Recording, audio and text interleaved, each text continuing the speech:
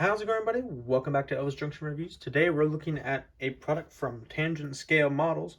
We are looking at a Tangent Scale Models PRR and PC Shops Class G43 52-foot open gondola.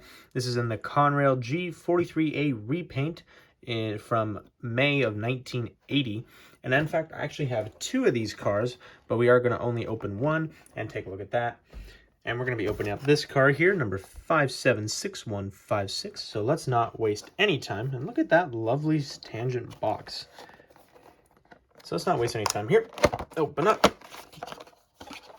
And slide it out here.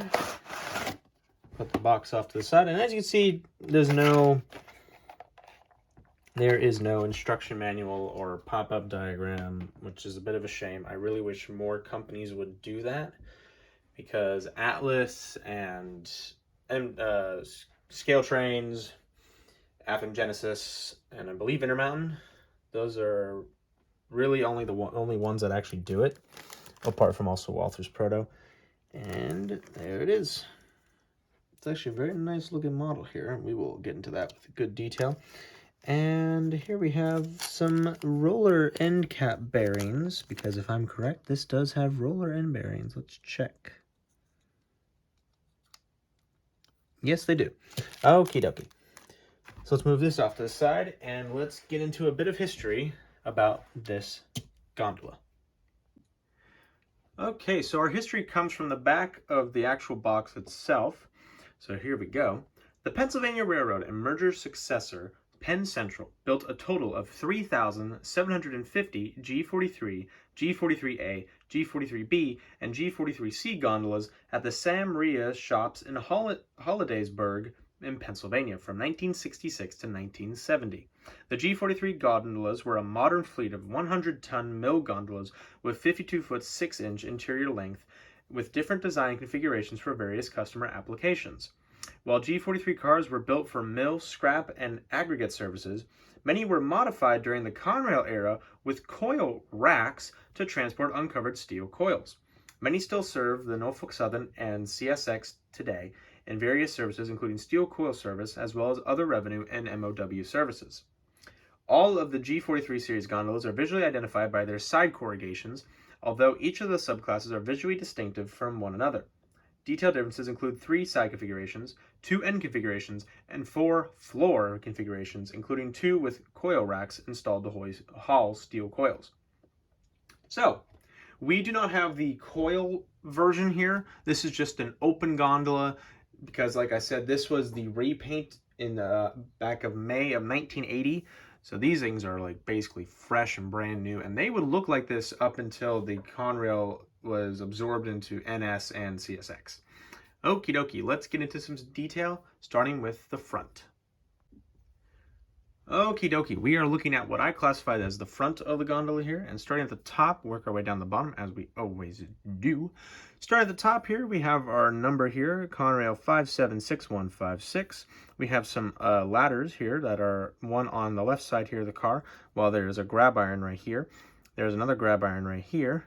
And as you can see, here's the coupler cup bar. As you can see, it's very interesting as it does not extend to the other side of the car, which is a bit of disappointment, which also means that if you were on this side of the car and you needed to decouple, you're on your own. You gotta climb across and go onto this side, which is a bit of a downside, but I digress.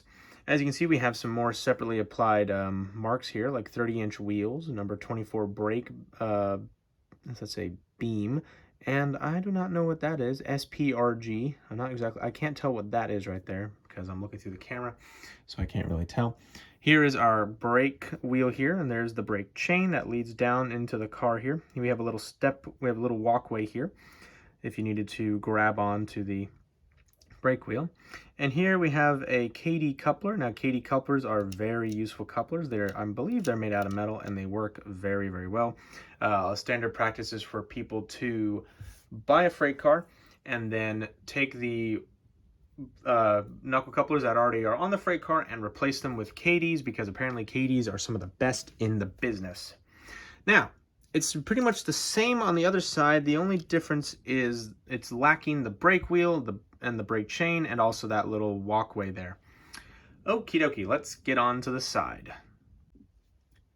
Okie dokie, so we're looking at the side of the car here, and as you can see, we have another little step ladder here. It's not much of a step ladder, and here is our little our footstep here at the bottom of the car. And here's that corrugation that I mentioned and during our little history. In fact, if I... It's not really good for the model, but whatever. As you see, it makes that corrugation noise. Now, corrugation helps with rigidity and strength, as opposed to being a smooth side gondola. And as you can see, just in big numbers here, in big letters here, CR 576156. As we move down this way for the gondola, you can see the capacity, load limit, and load weights here, as well as the words retaining valve. We'll get down into details down here below in a minute. And I believe a retaining valve is for the brakes. We have some more details here, like, there you go. I believe 8 and 80, I believe that is supposed to be when the car was repainted in August of 1980. So on the box, it's a little bit off, but that's okay because these were made in batches. So this was probably a later batch. We have a big S. I'm not sure what that S is for, so if anybody could please tell me in the comments, I would really love that. I believe that, let's see, what does that say right there? It's focusing on the carpet. It says cleaned. Oh, it was cleaned. It was cleaned back in August 27th in 1980. As we move the car forward here, we have a little more detail. Here's the classic Conrail can opener logo, which I love very much. We have some more information about the car, I believe, right here. Here it is. There's the serial for the car. It's a G43A. And we have more little writing that's illegible, unfortunately. Except for that, I can read PC, which I'm assuming is for Penn Central. I'm not exactly sure. But as you can see, we have a lot of detailing. Tangent really went to work on this. And I did forget to mention this, but on this side, actually because I couldn't see it, is a little air brake hose. Now my question is, oh no, there it is. There's the air brake hose right there on that side. So I definitely forgot that. Okay, so now we're gonna look at the bottom of the car. Okay, looking at the bottom of the car, unfortunately the car wants to roll back because of gravity, so I have to hold it like this. So you're gonna see my beautiful fingers. Actually, a little bit not. But anyway, so here we have the brake air. There's the air brake, the air tank reservoir for the brakes. We have the actual mechanical brakes, which activate if the wheel is held down, and I believe this is how the air brakes are locked on. And we're also going to look at the inside here. There's not a lot going on in here, but you can see the rivet, the actual corrugation part on the metal here. And this car, by the way, has a lot of good weight to it, so you should not be disappointed in it. And these will look great when you have like multiple. And if you bought the coil service ones, if you have coils for those, it'll look really great as its own one long train. Because if I'm correct, that's what Conrail would do. They get a bunch of these gondolas and a couple of actual coil cars, and they'd have this big coil train, which I would probably was really cool to see. All right, so let's get into my final thoughts. Okay, so I really like these cars. I definitely give them an A in terms of like quality and performance, as well as just detail. These look really great. Tangent really knocked it out of the park, really living up to what it says on their box. Unparalleled scale replicas for discriminating model railroads. And so basically, I really appreciated how well they did these. If I bought these at Lombard Hobbies, and I would, if you find some and you do like the 80s and the 90s and on the East Coast, get some, because these were all over the place. Seriously, over 3,000 of these suckers were built. That's better numbers than some locomotives, believe it or not. But seriously, get some of these if you can.